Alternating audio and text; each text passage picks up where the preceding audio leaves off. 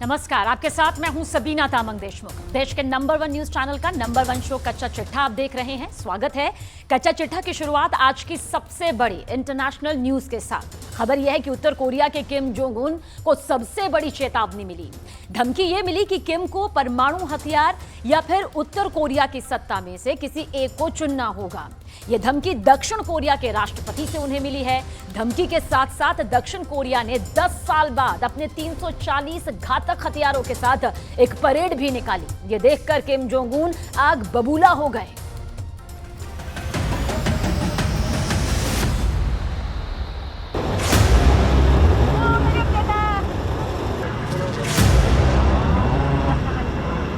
सज गई सेना।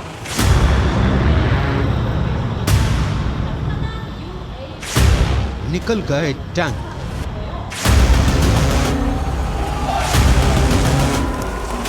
साइलों से निकली मिसाइलें। हमले के लिए तैयार ड्रोन।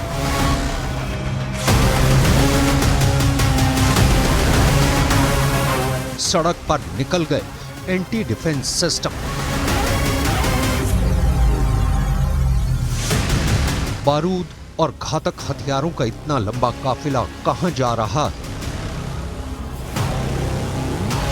साउथ कोरिया की सेना कहां चली? इसे देख उत्तर कोरिया की जनता क्यों डरी? 10 साल में ऐसा पहली बार हो रहा है जब साउथ कोरिया शक्ति प्रदर्शन पर उतर आया है।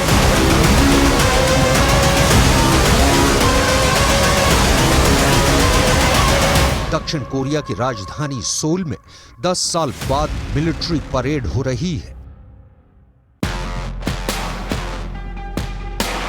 क्या दक्षिण कोरिया युद्ध का ऐलान करने वाला है?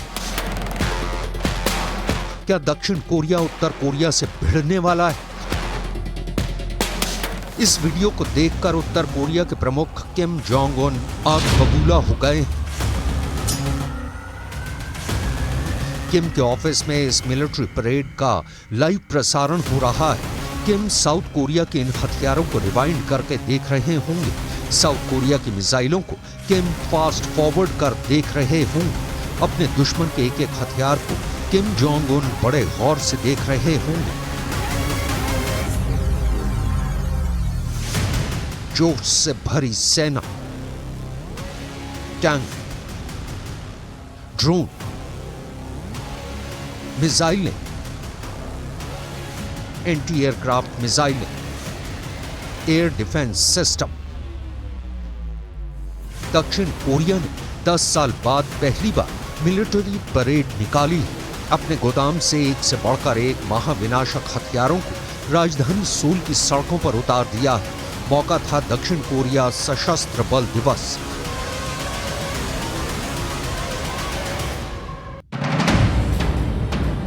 इस शक्ति प्रदर्शन के दौरान 2 किलोमीटर लंबी सड़क पर परेड निकाली गई। इस परेड में दक्षिण कोरिया के 4600 सैनिकों ने हिस्सा लिया। वहीं इस मिलिट्री परेड में अमेरिका के 300 से अधिक सैनिक शामिल हुए। साउथ कोरिया के इस शक्ति प्रदर्शन में 340 घातक हथियारों को परेड में शामिल किया गया।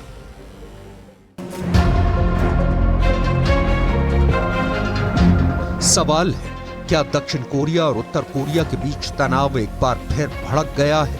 जवाब आपको दक्षिण कोरिया के राष्ट्रपति यून सुक येओल के स्पीच सुनकर मिल जाएगा। 우리 군은 실전적인 전투 역량과 확고한 대비 태세를 바탕으로 북한이 도발해 올 경우 즉각 응징할 것입니다. 북한이 핵을 사용할 경우 한미 동맹의 압도적 대응을 통해 북한 정권을 종식시킬 것입니다. सुना आपने, दक्षिण कोरिया के राष्ट्रपति यून सुक येओल का कहना है कि साउथ कोरिया की सेना किसी भी हमले का मुंह तोड़ जवाब देगी। यून सुक येओल ने उत्तर कोरिया को चेतावनी दी है कि अगर किम ने परमाणु हथियारों का इस्तेमाल किया तो उनकी सत्ता छिन जाएगी।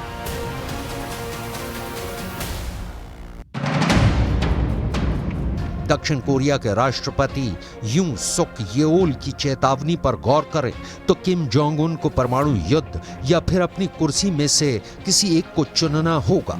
किम का परमाणु हथियारों से प्रेम दुनिया भर में मशहूर है। साथ ही उनका अमेरिका, जापान समेत अमेरिका से दुश्मनी भी किसी से भी छिपे नहीं है। लेकिन बड़ा सवाल है, क्या दक्षिण कोरिया और अमेरिका की सेना का गठबंधन किम से सत्ता छीन सकता है?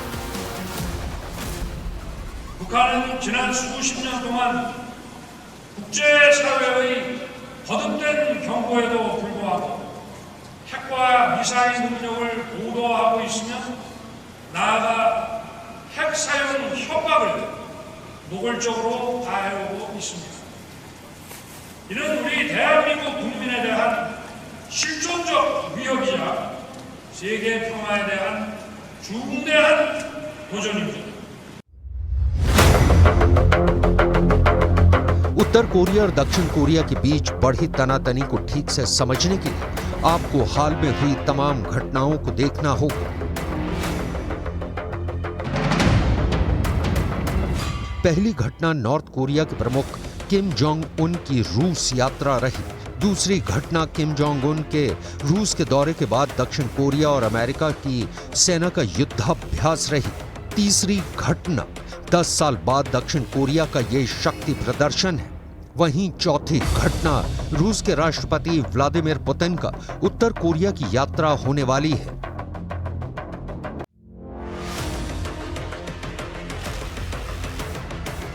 रूस के राष्ट्रपति व्लादिमीर पुतिन उत्तर कोरिया का दौरा कर सकते हैं। किम जोंग उन ने पुतिन को उत्तर कोरिया आने का न्योता दिया है। रूस के विदेश मंत्री सर्गेई लावरोव के मुताबिक अक्टूबर में पहले वो खुद उत्तर कोरिया का दौरा करेंगे।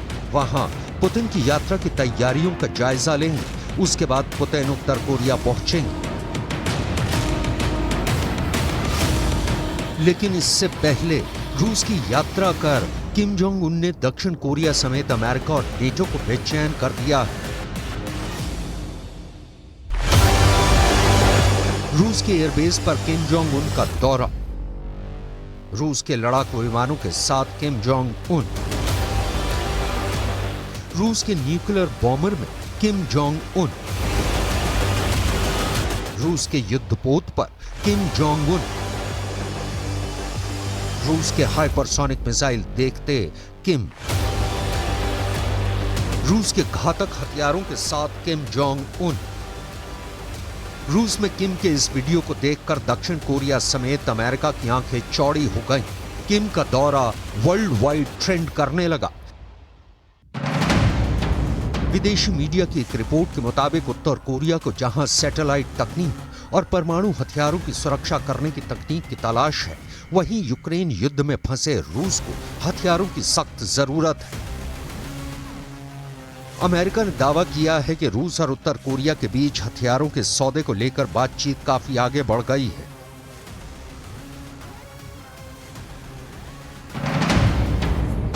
यूक्रेन युद्ध के बीच रूस और उत्तर कोरिया दोस्ती बढ़ाने में जुटे हैं। ब्लूमबर्ग की एक रिपोर्ट के मुताबिक अमेरिका का दावा है कि उत्तर कोरिया के पास हथियारों का विशाल भंडार है। ऐसे में अपने खाली हथियारों के गोदाम को भरने के लिए रूस ने उत्तर कोरिया के तानाशाह किम जोंग उन से मदद मांगी है। दावा किया जा रहा है कि उत्तर कोरिया रूस को हथियारों की सप्लाई कर सकता है और इसके बदले में उसे रूस से सस्ते में कच्चा तेल और अनाज मिल सकता है। अमेरिका की खुफिया एजेंसी ने दावा किया है कि ऐसा लग रहा है कि उत्तर कोरिया रूस को रॉकेट और टैंक के गोले की सप्लाई करने वाला है।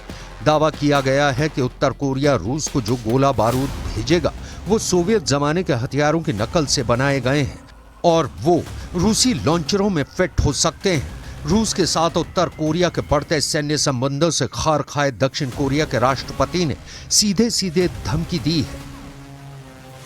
무력 침공의 전쟁을 일으키고 전쟁 수행에 필요한 무기와 군수품을 안보리 결의를 정면으로 위반하는 정권으로부터 지원받는 현실은 자기 모순적입니다.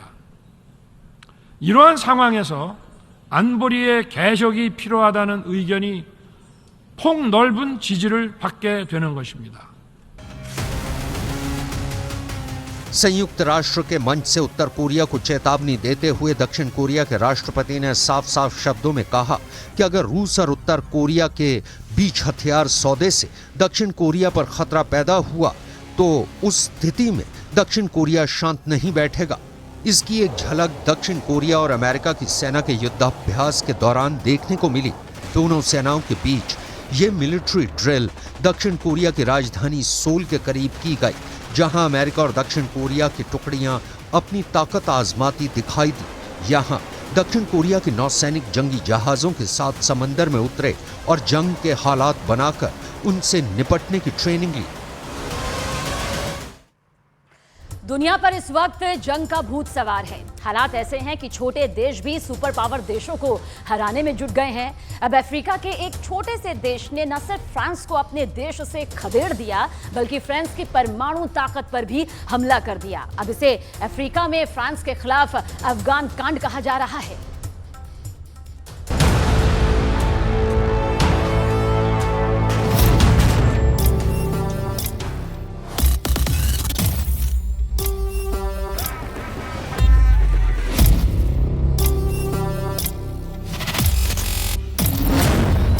अफ्रीका में फ्रांस का अफगान कांड।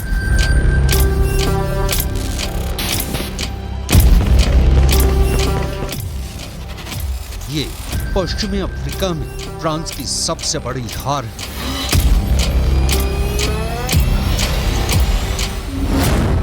अफ्रीका युद्ध में फ्रांस की सबसे शर्मनाक हार। फ्रांस के लिए नासूर बन चुका नाइजर अब अलकायदा और आईएसआईएस का हेडक्वार्टर बन चुका है। अब अमेरिका भी नाइजर से अपना बोरिया बिस्तर समेटकर भागने वाला है। अलकायदा आईएसआईएस का हेडक्वार्टर बना नाइजर। 98% मुस्लिम आबादी वाले नाइजर ने फ्रांस को अपने देश नाइजर में रौंद कर रख दिया है। हालात ये हो गए हैं कि काफी समय से नाइजर में मौजूद फ्रांस के राजदूत और सेना को अब नाइजर से जबरन भगाया जा रहा है। खुद फ्रांस के राष्ट्रपति इमैनुअल मैक्रोन ने ऐलान कर दिया है कि नाइजर से फ्रांस की सेना और राजदूत वापस आ रहे हैं।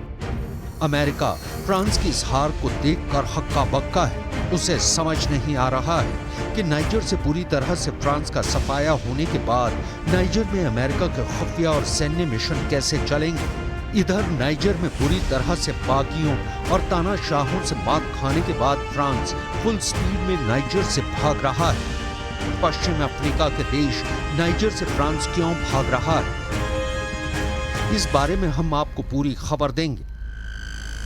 लेकिन उससे पहले ये जान लीजिए आखिर नाइजर में फ्रांस के खिलाफ पिछले 2 महीने से क्या हो रहा है।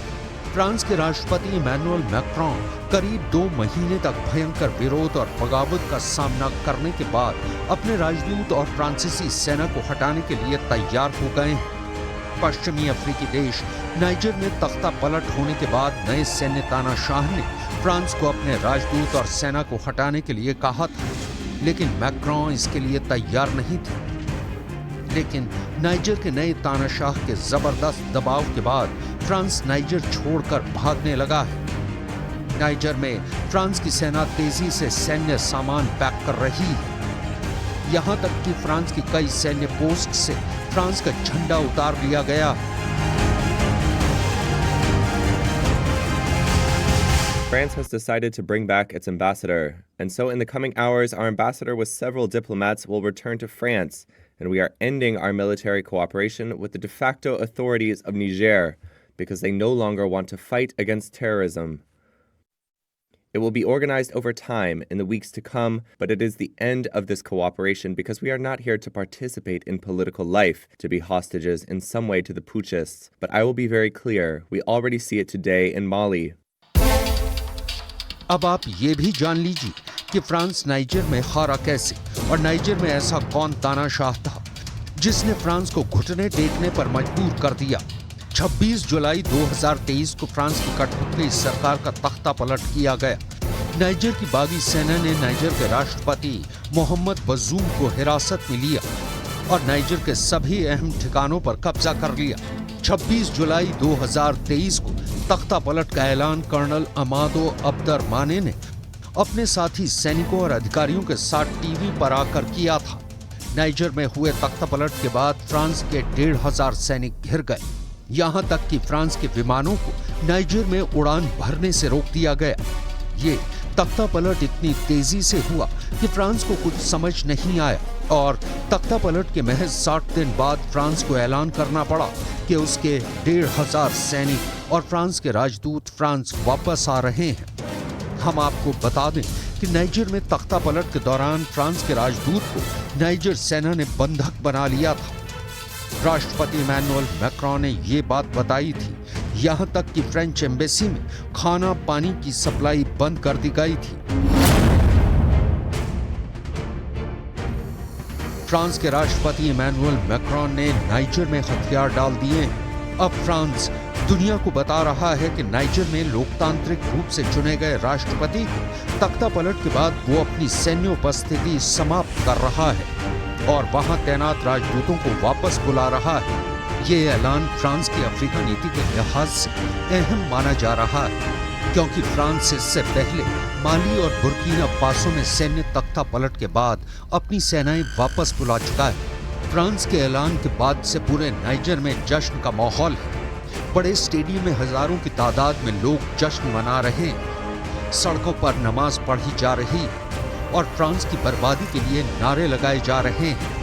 Problem is that these three countries have come to terms with the fact that they are not okay with the way that France went about. It's almost 10 years at least of a counterterrorism mission there. Whether their reason for this, notwithstanding, it's clear that they're all kind of in lockstep in terms of their approach towards France. So it's not exactly surprising. वहीं दूसरी तरफ France की सेना कंटेनरों में अपना सामान भर रही है। हथियार, गोला बारूद पैक किया जा रहा है। फ्रांस के सैनिक और कमांडर वापस सैन्य विमानों से वापस जा रहे हैं। नाइजर में फ्रांस की ऐसी घोर बेइज्जती और हार की किसी ने कल्पना तक नहीं की थी। रिपोर्ट्स के मुताबिक अगर नाइजर से फ्रांस वापस आने का ऐलान करने में जरा भी देरी करता तो नाइजर की सेना, बागी और जिहादी मिलकर फ्रांस के सैनिकों और हथियारों का नाइजर से सफाया कर देते। दरअसल 26 जुलाई 2023 को नाइजर की राजधानी नियामी में तख्तापलट के बाद से ही फ्रांस विरोधी प्रदर्शनों का दौर शुरू हो गया था। लोग देश से फ्रांसीसी सैनिकों की वापसी की मांग कर रहे थे। पिछले कई हफ्तों से लोकतांत्रिक रूप से निर्वाचित सरकार को नाइजर की सेना ने सत्ता से बेदखल कर दिया था। फ्रांस ने अफ्रीकी नेताओं के अनुरोध पर जिहादी समूहों से लड़ने के लिए इस क्षेत्र में हजारों सैनिकों को तैनात किया था। फ्रांस ने जुलाई में नाइजर के राष्ट्रपति मोहम्मद बजूम के तख्तापलट के बाद से वहां लगभग 1,500 सैनिकों को बनाए रखा। फ्रांस ने अपने राजदूत को देश से वापस बुलाने के जुंटा शासन के आदेश को बार बार ये कहते हुए अस्वीकार कर दिया था कि वो तख्तापलट के जरिए सत्ता पर काबिज हुए नेताओं को वैध नहीं मानता है। इसके बाद से फ्रांस पर नए तानाशाह और बागी कहर बनकर टूट पड़े। नाइजर से फ्रांस के भागने के पीछे की एक बड़ी वजह और भी है, और वो है पश्चिम अफ्रीका के 3 देशों का ऐसा सैन्य संगठन जो नेटो की तरह काम करता है। नाइजर में जब से तख्तापलट हुआ है, अफ्रीका का साहिल क्षेत्र और अशांत हो गया है। विदेशी खतरे से निपटने के लिए नाइजर, बुर्किना फासो और माली ने एक रक्षा समूह बनाया है। ये रक्षा समूह ठीक पश्चिमी देशों के नेटो अलायंस की तरह काम करेगा। समझौते के तहत कॉन्ट्रैक्ट में शामिल पार्टियों में एक की भी संप्रभुता और टेरिटोरियल इंटीग्रिटी पर हमला हुआ तो सभी पर हमला माना जाएगा। इस ग्रुप को अलायंस ऑफ साहिल स्टेट्स नाम दिया गया है। फ्रांस के लिए यह संगठन किसी काल से कम नहीं था। अब आप ये भी जान लीजिए फ्रांस नाइजर पर कब्जा क्यों रखना चाहता था और क्यों उसे नाइजर से भागना पड़ा है। नाइजर में राष्ट्रपति मोहम्मद बजूम का तख्तापलट होने के बाद से फ्रांस नाइजर की बागी सेना से घबराने लगा था, क्योंकि अलकायदा ISIS का अड्डा नाइजर बनता जा रहा है। फ्रांस अकेले दम पर इन जिहादी संगठनों से लड़ नहीं सकता है। हाल के सालों में साहेल का इलाका इस्लामिक स्टेट के आतंकियों की सबसे बड़ी पनाहगार बनकर उभरा है। पड़ोस के बुर्किना फासो और माली में तख्ता पलट के बाद फ्रेंच सेना को निकालने के लिए नाइजर ने कहा था, लेकिन फ्रांस ने इस इलाके में आतंकियों से लड़ने के लिए सेना उतारी, जिसके लिए नाइजर में बेस बनाया था। अब ये बेस भी नाइजर के सैनिक छीन लेंगे। नाइजर में यूरेनियम काफी मात्रा में मिलता है। फ्रांस अपनी जरूरत का बहुत बड़ा यूरेनियम का हिस्सा पड़ोस के बुर्किना फासो और माली में तख्ता पलट के बाद फ्रेंच सेना को निकलने के लिए नाइजर ने कहा था, लेकिन फ्रांस ने उस इलाके में आतंकियों से लड़ने के लिए सेना उतारी, जिसके लिए नाइजर में बेस बनाया था। अब ये बेस भी नाइजर के सैनिक छीन लेंगे। नाइजर में यूरेनियम काफी मात्रा में मिलता है। फ्रांस अपनी जरूरत का बहुत बड़ा यूरेनियम का हिस्सा इसी इलाके से लेता है, लेकिन कच्चा चिट्ठा में बात रूस यूक्रेन महायुद्ध की। जब भी लगता है कि यूक्रेन में चल रहा महायुद्ध शांत हो जाएगा, धीमा पड़ गया है, तब ऐसा जोर का धमाका होता है कि पूरी दुनिया हिल जाती है। इस बार जेलेंस्की ने एक बहुत बड़े हमले में पुतिन के बेहद खास कमांडर को मिसाइल अटैक में मारने का बड़ा दावा किया। अमेरिका इस मर्डर से इसलिए डरा हुआ है क्योंकि जिस मिसाइल से यह हमला हुआ, जेलेंस्की को वो मिसाइल नेटो ने दी थी।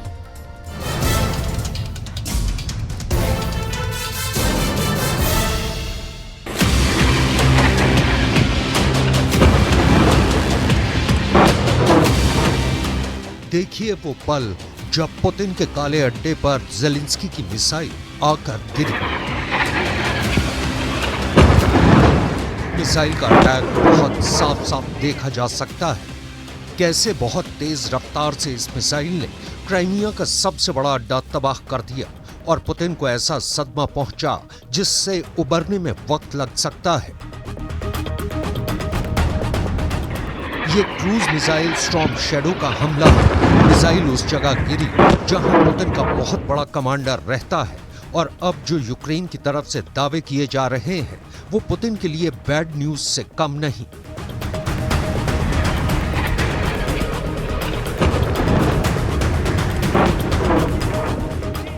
ये क्राइमिया में रूस का काला अड्डा कहा जाता है।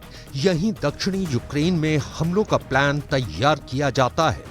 अब इस काले अड्डे से उठे काले धुएं ने बता दिया है कि पुतिन का बहुत बड़ा नुकसान हो गया है।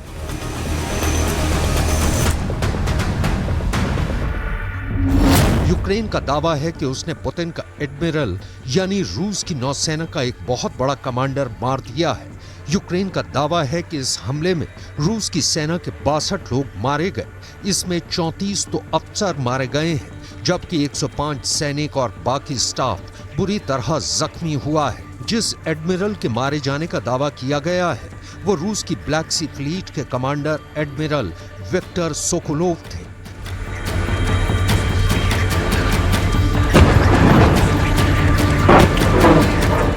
हमला इतना खतरनाक और पूरी प्लानिंग से किया गया कि अब नेटो के पूर्व कमांडर कह रहे हैं कि यूक्रेन की सेना ने बहुत बड़ा काम करके दिखा दिया है। ये एडमिरल विक्टर सोलोकोव का आखिरी वीडियो बताया जा रहा है जब उन्होंने रूस के एक नेवल बोट को नौसेना में शामिल किया था। ब्लैक सी फ्लीट के कमांडर का मारा जाना इस दावे के मायने बहुत ज्यादा हैं।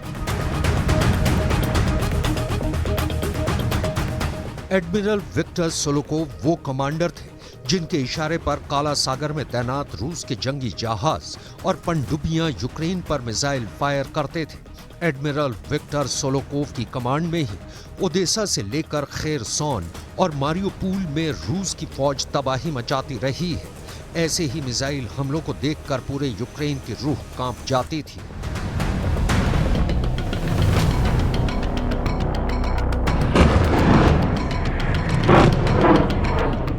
यही वजह है कि जब जेलेंस्की ने ब्लैक सी फ्लीट के मुख्यालय को टारगेट बनाया तो उसमें एडमिरल विक्टर सोलोकोव का मिसाइल से मर्डर सबसे बड़ा लक्ष्य बन गया।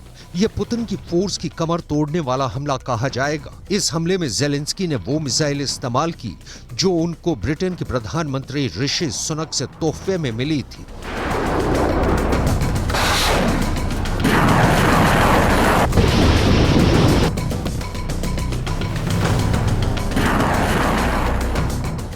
जेलेंस्की झूठ बोल रहे हैं, ये साबित करने के लिए रूस ने रक्षा मंत्रालय की एक मीटिंग का वीडियो जारी किया है और इसमें एडमिरल विक्टर सोलोकोव भी देखे जा सकते हैं। रक्षा मंत्री सर्गेई शोइगु भी इस मीटिंग में शामिल हुए।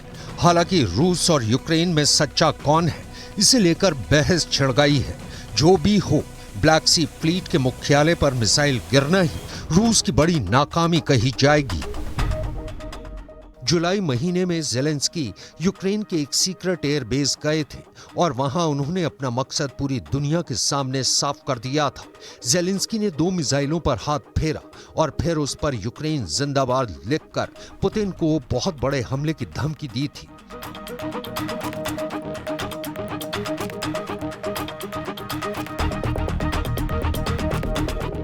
इसमें ब्रिटेन से मिली स्टॉर्म शैडो मिसाइल भी थी और साथ में फ्रांस से मिली स्कैल्प क्रूज मिसाइल भी शामिल थी।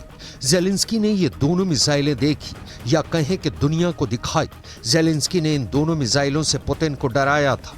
खास बात यह कि ये दोनों मिसाइल एक दूसरे की कॉपी हैं, दोनों एक जैसी हैं। दोनों को फ्रांस और ब्रिटेन ने मिलकर तैयार किया है।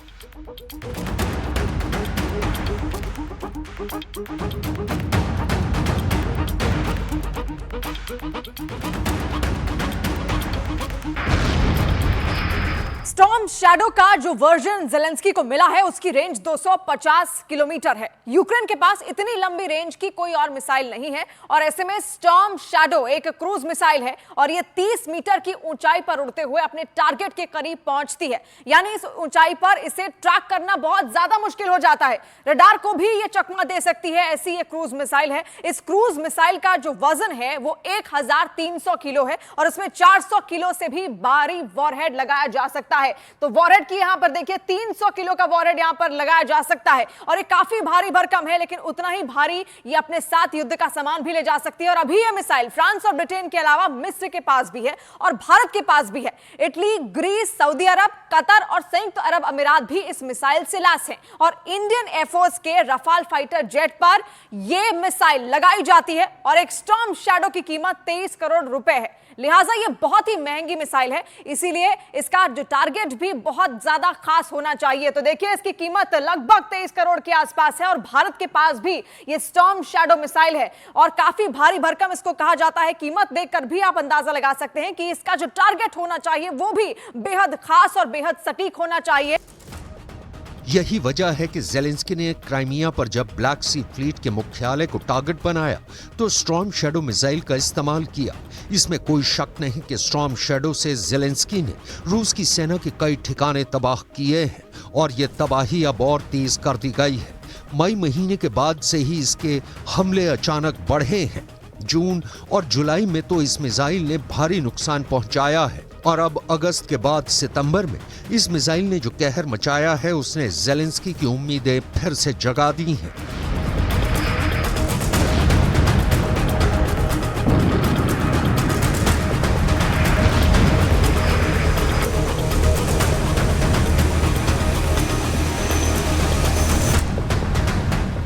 पुतिन के जनरल और एडमिरल जैसे कमांडरों को मारकर जेलेंस्की ने ये बात जाहिर कर दी है कि हाई वैल्यू टारगेट ही उनका फोकस है।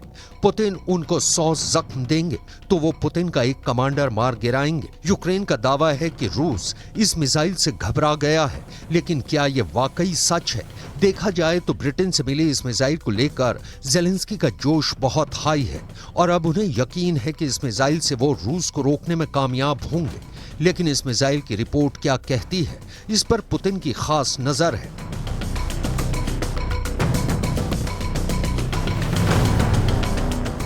रूस ने दावा किया है कि वो यूक्रेन की तरफ से दागी गई कई स्टॉर्म शैडो क्रूज मिसाइल्स को मार गिरा चुका है और उसके कई गोदाम भी तबाह किए हैं। हालांकि इसमें कोई शक नहीं कि नेटो से मिले ऐसे हथियारों को लेकर रूस की फौज में खौफ बढ़ता जा रहा है। इस वक्त इन मिसाइलों को इस्तेमाल करने के लिए नेटो ने यूक्रेन के सुखोई 24 फाइटर जेट को तैयार कर दिया है। सोवियत दौर के इस विमान को इससे लैस किया गया है। इस फाइटर जेट के 2 वर्जन हैं और दोनों ही अब स्टॉर्म शैडो और स्कैल्प मिसाइलों से लैस हैं।